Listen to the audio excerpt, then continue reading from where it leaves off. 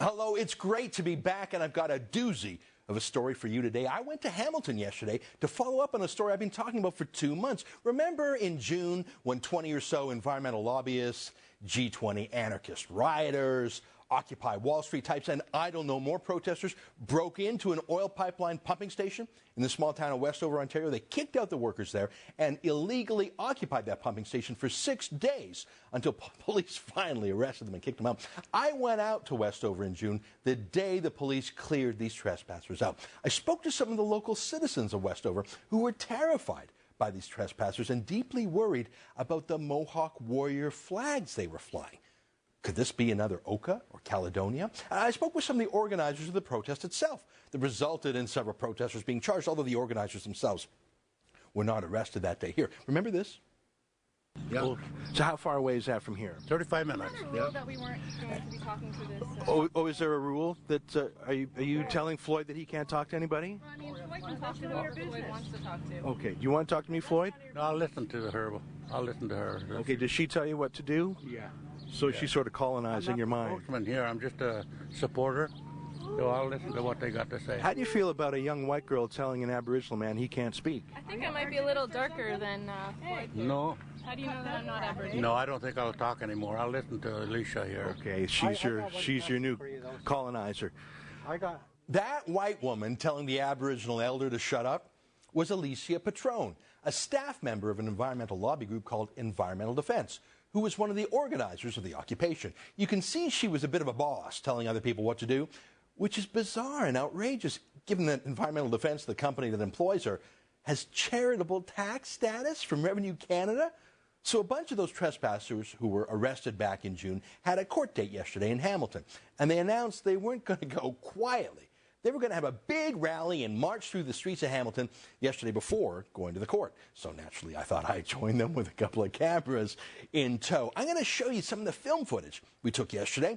It's fascinating, not because it was that interesting a protest. It was fairly boring at first glance. But on second glance and third glance, I think I've cracked the code. I think going out there helped me finally understand what's going on in Canada with the anti-oil sands and anti-pipeline protests and other protests too, from Occupy Toronto to I Don't Know More to even the anti-GMO food protests. It all sort of clicked just by going out there and hanging out with them for a couple hours and walking with them and listening to them and talking to them, because I think I got to know them a little bit. I have 3 simple conclusions that I've come to. I know they sound really simple once you hear them, but until you can figure it out, they're elusive. At least they were for me. Yesterday was my aha moment when all the puzzle pieces finally fit. Here, let me show you. I figured out 3 things. The first is this. Environmental protesters know very little about the environment, very little about the oil sands or pipelines or energy in Canada or really science at all. And what they claim they know is often false. These aren't experts. They're know-nothings. No, that's not even true. They know less than nothing. They're actually making the world a dumber place, especially the reporters who regurgitate these protesters' claims. Here, let me prove to you this first point. I just walked up to this one protester, all friendly-like, and asked her a simple question about the pipeline she was protesting against. Remember, it's called Line 9. It's been in the ground since the 1970s, pumping oil without incident for nearly 40 years. Now, right now, OPEC oil is brought in by tanker ship and then pumped from the east to the west. And the pipeline company wants to switch that, to reverse the flow from west to east, to replace that OPEC conflict oil from Saudi Arabia and Algeria with Canadian ethical oil from Alberta. So there's oil in the pipeline right now. The company just wants to switch the country the oil is from. Anyways, let me show you. These folks said they were worried about oil spills and human rights and things like that. So I put a simple question to her. Do you prefer the oil that's in the pipeline now, that OPEC oil coming in from OPEC tankers? Yes, of course. It's sweet oil. Pardon me? Do environmental protesters like oil if it's sweet?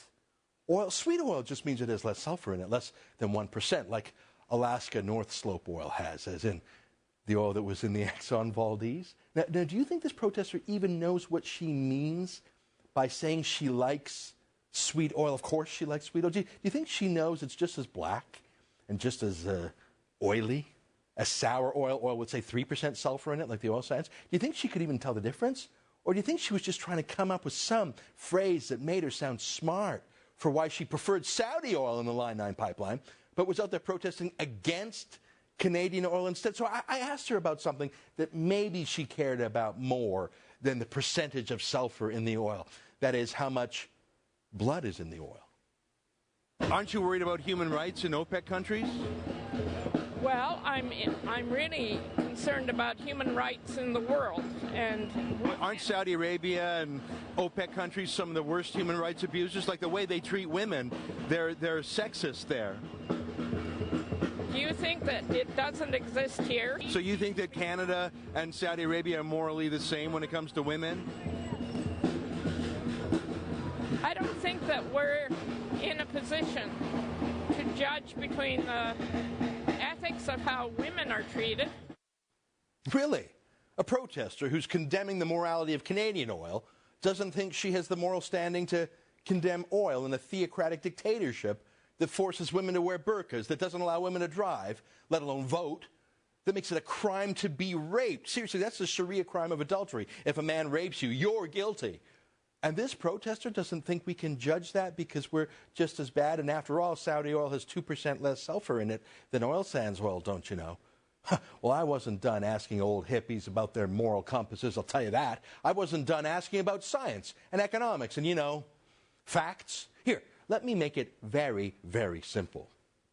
If you had two gas pumps to fill up your car, one was made in Canada oil and one was made in Saudi Arabia, which would you choose? I would choose the air pump to fill up my bicycle tires. Do you have a car? I have a car. And I use it as little as possible. And when you do use it, what do you fill? Would you fill it up with Saudi oil or Canadian oil? I would try to find where we're getting the most safety, and again, look at the whole picture. Like, how do you feel about how Saudi Arabia treats women and gays? I'm not going to discuss that. You're looking at different questions. Thank you. But, okay, nice to talk with you. She wants to look at the whole picture, don't you know? Which oil has the most safety? That's what she says she cares about, as if Saudi Arabia, a brutal dictatorship, has a consumer safety culture, an environmental safety culture. The oil company there, Saudi Aramco, is owned by the dictators, the royal family of Saudi Arabia. Do you think the royal family sues itself if there's an oil spill? Do you think the press in Saudi Arabia, owned by the royal family, do you think they conduct investigations into oil spills and environmental problems at the oil company owned by the same royal family? Do you really think they're safer or cleaner or greener than in our democracy with our independent courts and press? I'll tell you what's not safe in Saudi Arabia: being a woman, being gay, being a minority of any sort. No Jews allowed at all in the country, of course. But even other Muslim denominations like the Shiites are discriminated against by Sunni Saudi Arabia. No, it's not safe to be anyone in Saudi Arabia, unless you're a prince, I guess. Yeah, I think I know why she didn't want to answer my questions, because that's the question, isn't it? Most of these protesters drove to the protest in a car, burning gasoline made from oil. So they're buying their oil from somewhere. And we know what oil is in that pipeline right now: Saudi oil, Algerian oil, OPEC oil. And we know these protesters are fine with that. They're more than fine with that. They want to keep that. They desperately want to stop that OPEC conflict oil, that Sharia oil, that women-beating, gay-hanging oil from being replaced with Canadian ethical oil. They've never protested against that pipeline before until now. Don't you think they have to answer for that? I asked this friendly fellow, one of the organizers of the protest, named Mike. How do you feel about us importing oil from dictatorships like Saudi Arabia, then? I think it's a bad thing. I think it's a bad thing to be using oil, period. Well, how come you never protest outside the Saudi embassy, then? Is there a Saudi embassy here in Hamilton? No, but there's Saudi embassy in Ottawa, and there's Saudi and Algerian oil being coming into Canada.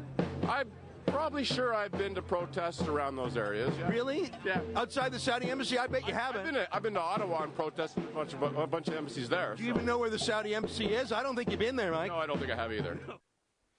Of course, Mike hasn't protested outside the Saudi embassy, but that's just something he'd do if he cared about human rights or women's rights or gay rights or minority rights. But how about his simple grasp of the facts of the pipeline of Line 9 that's pumping away every day right now, bringing oil from OPEC and shipping it into Canada? Does he even have a basic grasp of those facts? Well, see for yourself. There is Saudi oil in that pipe right now, and you've How never is there protested Saudi against oil in the pipeline coming from? How is there Saudi oil in the pipeline? because we import Saudi and Algerian oil. In Alberta? And No, we from pump the that east. From Alberta down here? No, you don't know what's in the pipeline right now? We're talking about the stuff that's coming down from the Alberta tar sands. Yeah, but it's not in the pipeline right now. The stuff from the Alberta tar sands isn't in the pipeline right now. No, you don't know that? It's coming from the pipeline. They're going to do the reversal on, and that's when they're going to ship the bitumen and all that stuff down there. That's what we're fighting. That's right, Reversal. Dear viewer, that's Mike Roy. I'll introduce you to him a bit better later on. He's a senior organizer of this protest. He's one of the leaders of the event. And I don't think he has the foggiest clue about the pipeline at all. Do you? He doesn't know that it's been pumping for decades, pumping imported OPEC oil. He didn't know that there's oil from Algeria or Saudi Arabia in it. He said, and I quote, "The stuff from the Alberta tar sands isn't in the pipeline right now." He said that to me. What's he even protesting? If he thinks there's oil sands in the pipe right now, why does he think the company wants to reverse it to put oil sands oil in it? Has he even thought about this or read about this for even a minute? Is he not making the world a dumber place? Here, I did a little bit of education because I'm a teacher and I love the wayward souls and I want to save them. Look. Right, but right now it's importing oil from OPEC tankers from Saudi Arabia and Algeria. You didn't know that? I did know that. So you know there's OPEC oil in that pipe right now? I think the biggest concern, none of us like the pipeline to begin with. Well, why didn't you ever protest it before? We have. Well, when? A long time ago. Liar. Whatever. Okay. You told me earlier today you've never protested I've never since been to a Saudi Arabian embassy. No. Because you don't give a damn. I give it way more damn than you do. You've never protested the Saudis, not once. I have. What I'm trying to do is... Why have you never protested the Saudis? You don't give a about people in foreign countries who live under dictatorships because you don't make money that way, do you? I don't seem to remember you being at the Egyptian rally when the Egyptian revolution was starting or any of these other rallies. See, you're evading my question. You love Saudi oil. Deny it. I don't love any oil at all. Well, you've never protested Saudi oil, have you? I haven't personally, no. No, of course not. No one here has ever protested Saudi oil. You can't say that. I absolutely can't. Tell me who has. I don't know. Yeah, and no one here. Oh, God, they made me mad. But I bet they put a big smile on the faces at the Saudi embassy to have such protesters doing OPEC's dirty work for them. Look, we all drive cars or take a bus or a plane or a boat or a motorcycle. We all use plastic, which is made from oil, all of us. And until we invent some fantasy fuel of the future, until we invent dilithium crystals or some magic pixie dust, it's either oil from Canada or oil from OPEC. Sorry, Switzerland doesn't make oil. Luxembourg doesn't make oil. And so by opposing Canadian ethical oil, by protesting against it, by definition, by process of elimination, these know-nothing protesters are supporting the status quo, importing Saudi oil, conflict oil, Sharia oil, dictatorship oil, whether or not they want to ignore my question, whether or not they're too stupid to understand what's in the pipe right now. One more interview with this friendly lady who had another theory about why Canadian oil was super bad. It doesn't have the interior coating, which will prevent the corrosion from the sand. It doesn't have the exterior. Is there sand in Dilbit? Of course there is.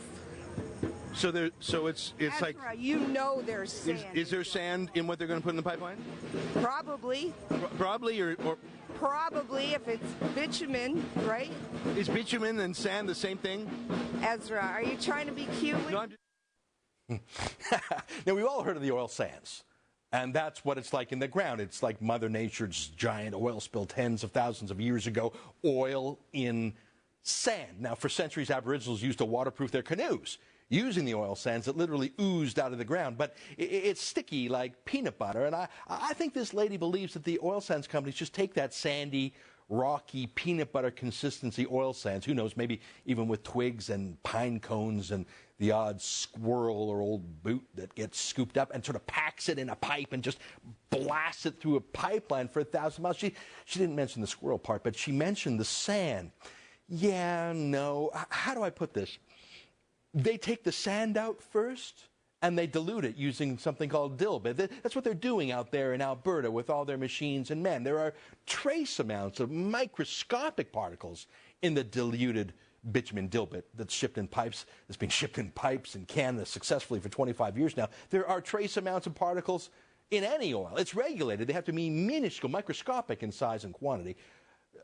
I think this sandy oil lady ought to get together with that sweet oil lady, plus the guy who isn't sure what oil is in the pipe now at all, sweet and sour maybe. I don't know. He doesn't know. And I think they all ought to put on a class where they all share their knowledge with the world. Lord help us. They remind me of the 9/11 truthers who say things like, did you know that never in history has fire melted steel? 9/11 was an inside job. Yeah, nah. But there's a little bit of trutherism here, too. Listen to her. I would prefer that we advance our technology. It's already there. We're being prevented from using it. Who's preventing us from using it?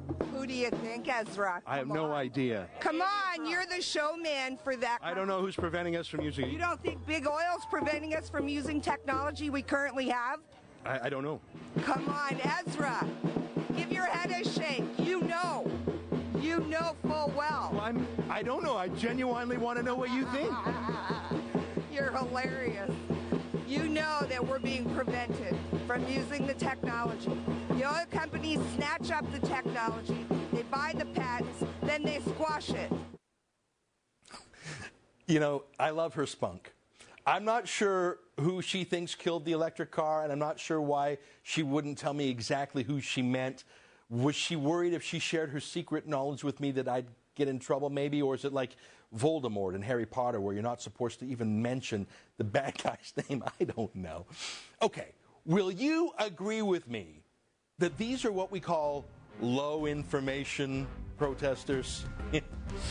Okay, well, if they know so little, why do they come across as caring so much? Are they real, or are they just really good actors? I think you know where I'm going with this right after the break.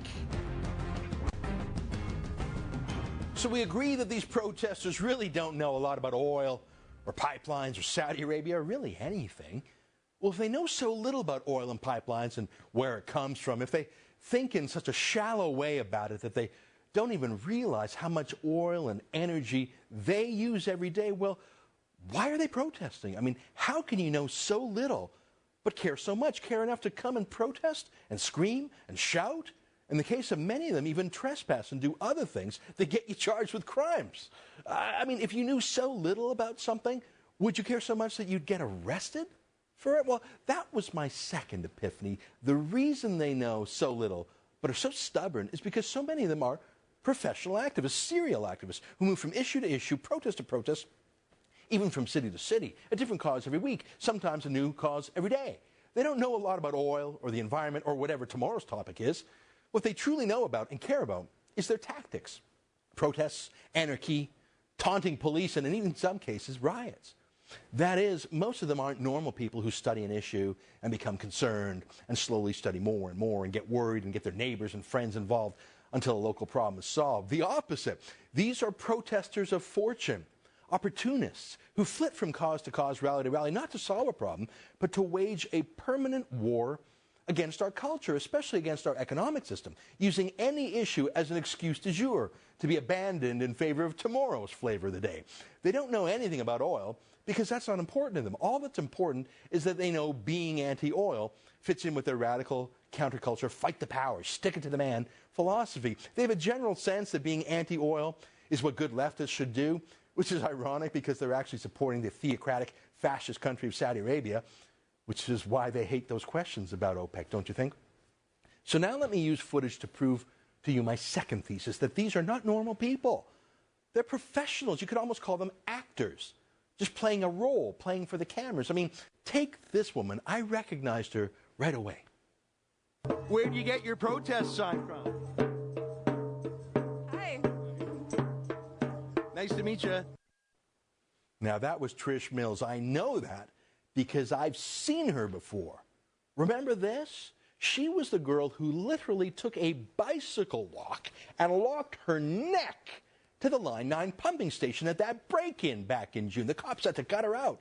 But Trish has more talents than locking her neck to a fence. Just the other day, here in Toronto, she was part of the anti-police protest in the wake of the shooting of Sami Yatim, that young man who approached some young girls on the streetcar.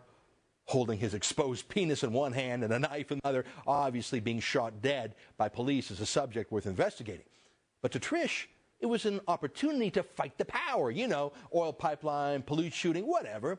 It's the counterculture that matters. So she joined the Toronto rally and marched up to the police station and wrote, "Cops, pigs, murderers" on the wall of the police station. And she was arrested and released. And now she's back in Hamilton with a sign designed by that charity I mentioned before, Environmental Defense. Okay, that's Trish. But do you see this guy? And I think we all recognize the totally perverse irony of the fact that 13 of us, or 18 of us, got arrested that day in Westover, while Enbridge continues to destroy communities, to destroy environments, and to commit their flagrant crimes every day without ever having to do what we're doing today. That's Dave Prichitka. He was one of the folks arrested at the Line 9 break-in back in June. Here he is standing with that girl, Alicia Patron, the one who told that native elder to shut up. Prichitka was charged with rioting at the G20 summit in Toronto back in 2010, the one that left police cars torched, windows smashed, and Toronto's reputation blackened a bit. He was charged, but the charges against him were later dropped. But he didn't drop his grudge against society. He's moved from the G20 riots to anti-oil sands trespass, and he's brought other G20 rioters along with him, including Alex Hundert, who was sentenced to more than a year in prison for those G20 riots. I wondered about that. Is it a good idea to have a rioter as a key organizer for the environmental movement? Is that you, Dave? If you'd like to continue the interview, I'm sure we can move somewhere else. Yeah. Hey, Dave, have you been charged with criminal proceedings? Dave, are you going to plead guilty? Dave, how many G20 anarchists are here today? Dave, are you the proud face of the environmental movement? Dave Prichitka, G20 rioter, accused Line 9 trespasser, is a spokesman for this group of criminal accused. You saw him talking to another reporter there, but why did he run away when I asked him questions about his past conduct? Well, I'll tell you why later. But for now, my point is that these people aren't real. They're not even from Hamilton. Here, look, this girl, Bailey Lemon, she told me she's from London, Ontario. Why are you here today? You know what? I've actually been respectfully asked not to talk to you, so I'm just going to respect what people are thinking here.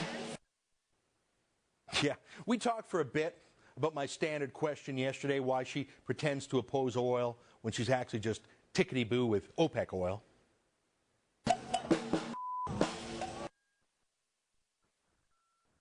That's a swear that she bleeped out. Yes, same as the others, clueless. But who is this Bailey? Well, she's a professional anarchist protester. She shares an apartment with Mike, the guy with the Red Star earrings who's confused about what oil is in the pipeline right now. In fact, the two of them got arrested together recently in London for vandalism. Now, I go so far as to call it a hobby for Mike. Here he is tampering with train tracks at a blockade and bragging about it on a video that he uploaded to the internet himself. Look. Ready? All right, so here's a little trick that my friends taught me here. If you want to get the tracks lights going, just go like this.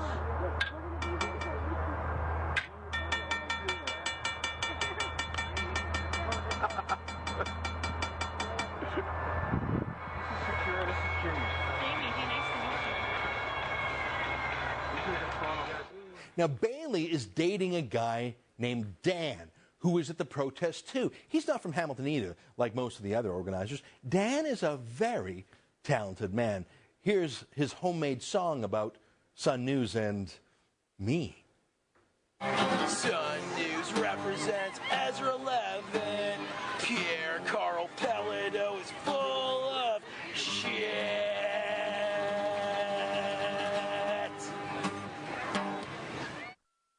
Oh man, that's going to be a great campfire classic, don't you think?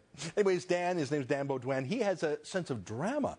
Here are the pictures he chose for his profile page on Facebook.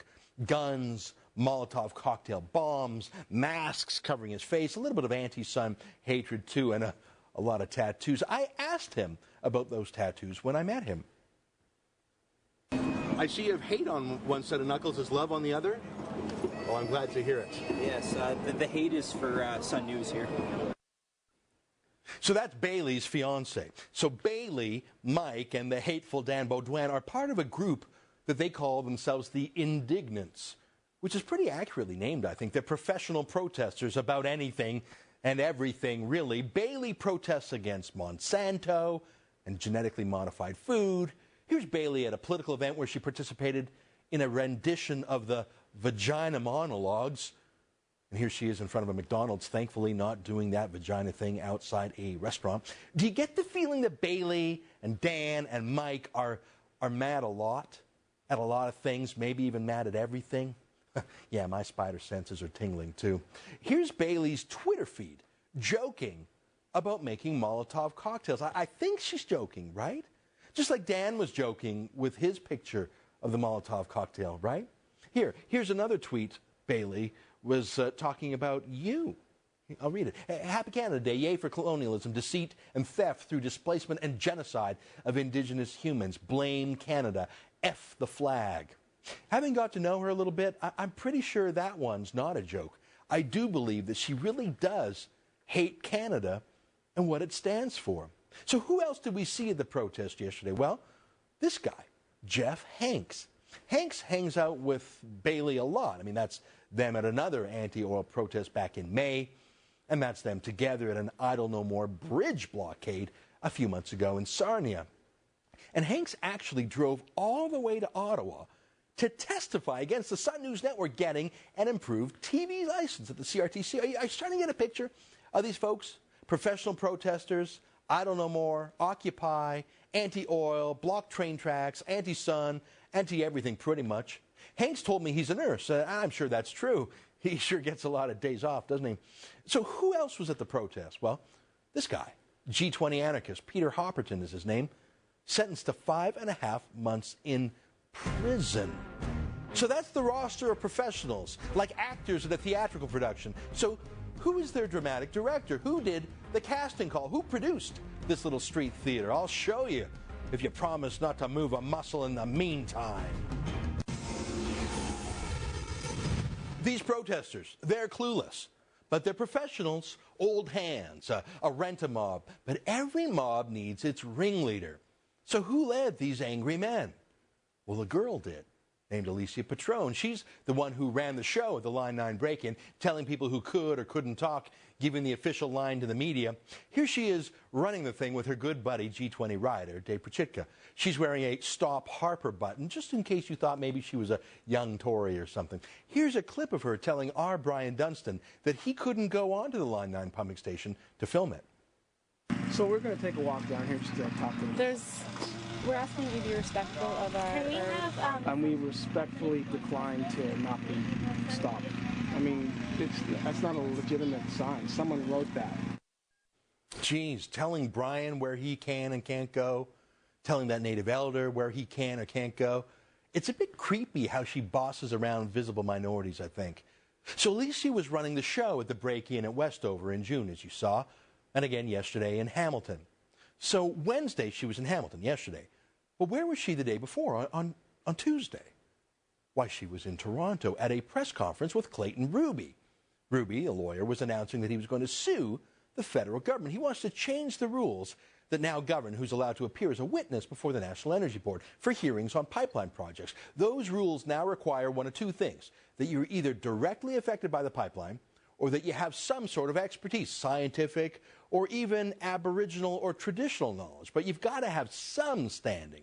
Now, this is a change from how it used to be when anyone in the world, seriously, foreign citizens, foreign companies, young kids, even fictitious characters, could sign up to testify at a hearing to deliberately gum up a pipeline process. And remember these guys, the Dogwood Initiative out of BC, who had an official Mob the Mic campaign to sign up 1,600 people just to delay the Northern Gateway pipeline. A grand total of more than 4,000 people signed up, foreign citizens, fake names, anyone, just to slow down the process. Well, that was changed to only allow Canadians who will be affected by the pipelines to testify, or those who have an expertise. Now, Ruby is suing to go back to the old way. And who was there at the announcement of this lawsuit on Tuesday but, you guessed it, Alicia Patron. Here, take a look and listen. Our federal government is corroding democracy, so I believe we must seek justice through the legal system. So I am here today hoping the courts can correct this assault by our federal government on democracy and environmental rights and restore justice. So let's get this straight. On Tuesday, Alicia Patron is part of a lawsuit going to court to ask them to allow literally anyone with no connection or knowledge about the pipeline to be able to come and testify, and also to talk about things unrelated to the pipeline, like the theory of man-made global warming or whatever. Patron and Ruby obviously lost that battle democratically. These changes were lawfully enacted by our elected government. So they're suing, and Patron is citing the rule of law and democracy and justice. So those were her values on Tuesday. And then on Wednesday, well, there's Patron again, out on the streets of Hamilton with rioters like her buddy Prachitka, with convicted criminals like Peter Hopperton, with more than a dozen other protesters who were again charged. They were first charged with trespass and break and enter, an alleged crime spree that occurred at a protest she personally directed from the scene itself. And then there were actually more charges made in Hamilton yesterday, too. Patron's group of rogues disobeyed riot police on horseback and blocked downtown intersections and disrupted the court hearing itself. More arrests and charges were made yesterday. Really? Well, I tried to ask Patron about this contradiction. Alicia, how come you were at court yesterday, but now you're with the lawbreakers today? Hey, how's your network going? Were you one of the guys charged in the G20 riots?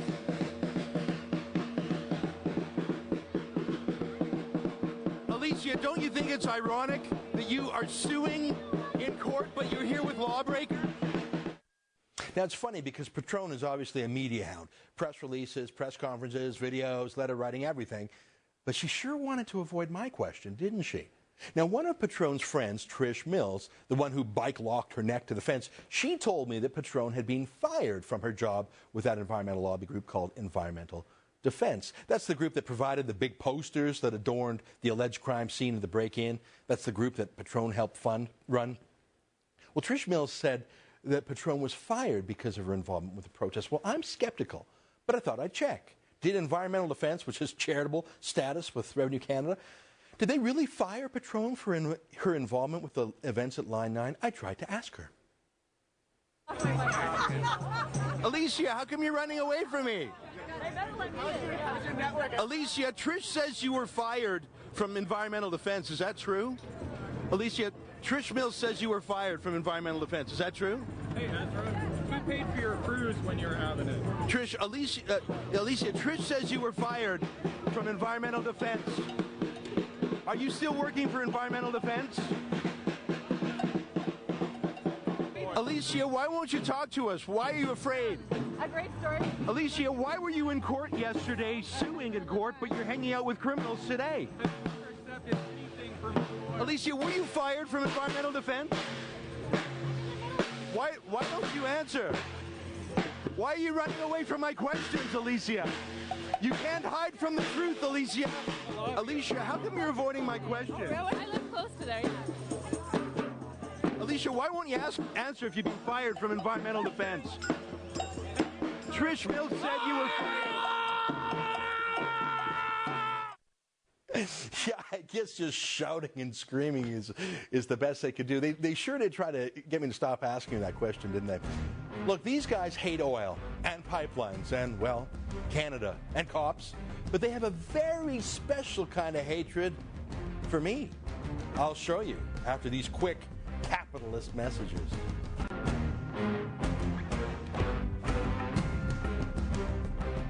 My first point today was that these protesters know very little about oil or pipelines or the environment, and what they claim to know is often wrong. My second point is that the reason these protesters know so little is that they're not genuinely concerned about these issues.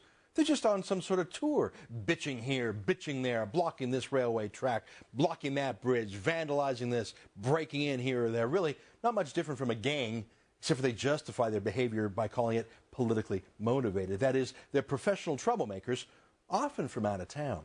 Those are my first two epiphanies, but my third is this. They hate the Sun News Network, and me in particular, because we expose that they know nothing, and we expose that they're professional protesters, unlike the rest of the media, that's either complicit with their agenda or more often just too lazy to be skeptical and ask tough questions. That is, when the CBC shows up, Alicia Petrone and Dave Prichitka and the rest of the rabble are delighted to give them lengthy interviews because environmental reporters at the CBC really aren't reporters. They're stenographers at best. They're environmental activists embedded within the media. Hell, I wouldn't be surprised if Petrone herself winds up at the CBC.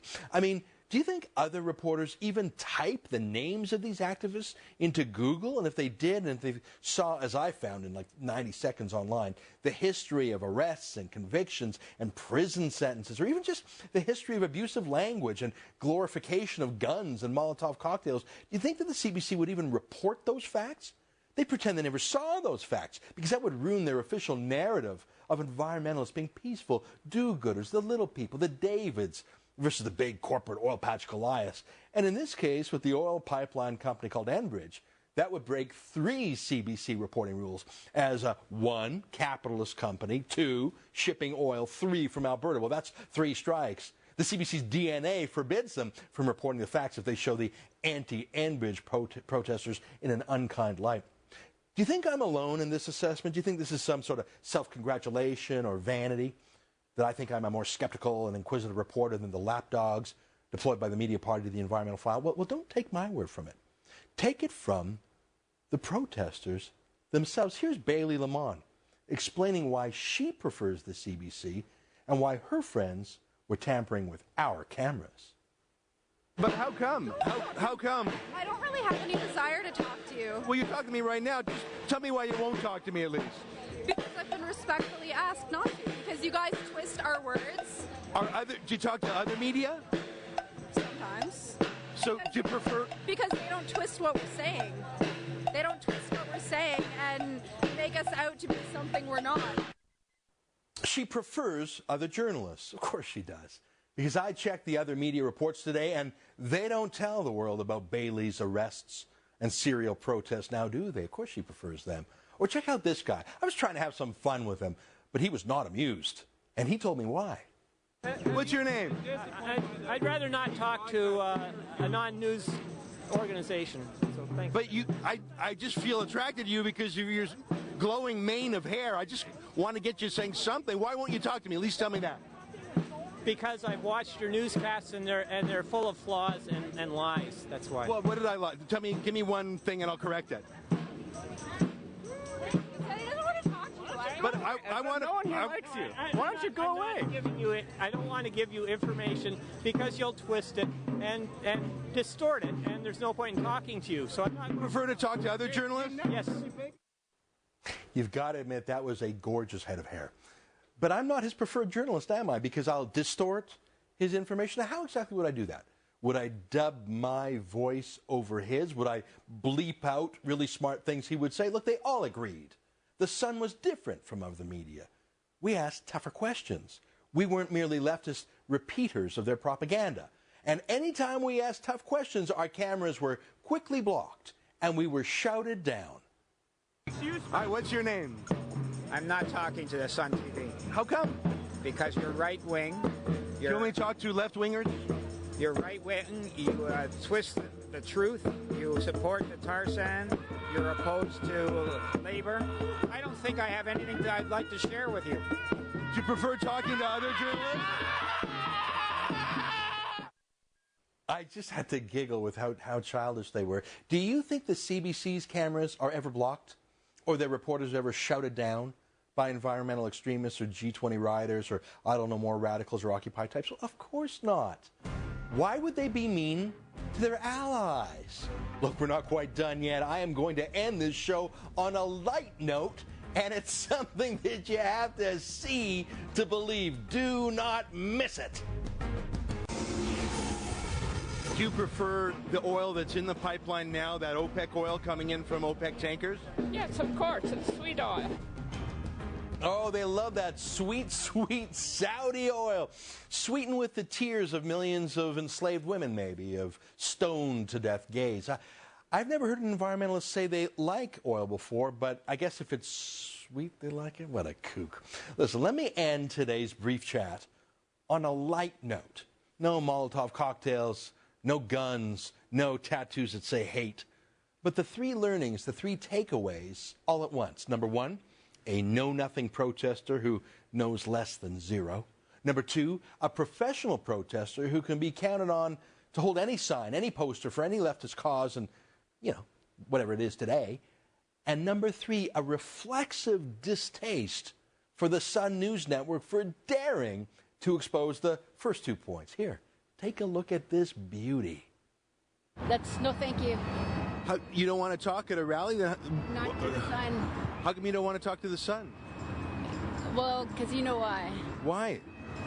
No thank you. Are we more critical than other media? No thank you. Will you talk to other reporters? Yeah. Is there any other reporter you won't talk to besides the Sun? No. Is it because I'm critical of the Line 9 protesters?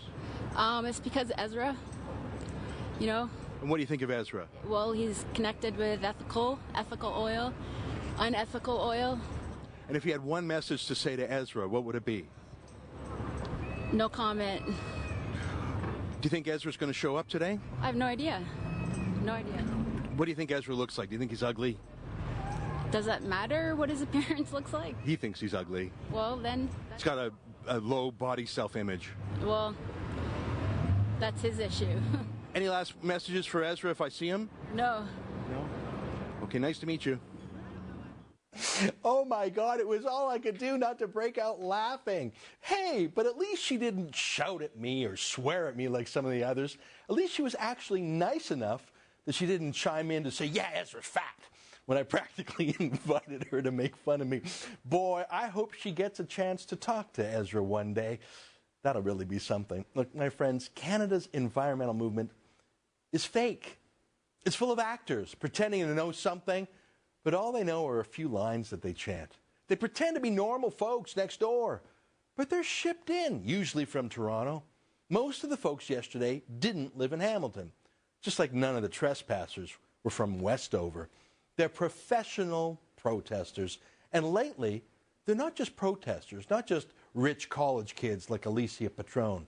They're hardened professional criminals, rioters, convicts who have actually served time in prison. People who aren't known for their scientific knowledge or their political skills. People who are known for their willingness to smash things and even to attack police. And that's why they hate us at the Sun. Because is there anyone else in Canadian TV or newspapers who would have told you what I told you today? Stick around, my final thoughts after the break. Well, what do you think of that? You know what I think. I've never talked the entire show through. We had a guest scheduled. Sorry, I talked out the clock, but I want to hear from you. What do you think of the fact that you have professional protesters, know nothing about the cause, use violence when they need to? Let me know on Twitter. Ezra Levant's my Twitter address. Send me an email. thesource@sunmedia.ca. You know who else you should send an email to? Stephen Harper, pm@pm.gc.ca. How do you feel about these kind of protests? And how do you feel about these groups having charitable status? You tell Stephen Harper to fix this. If he won't, who will? Good night, everybody.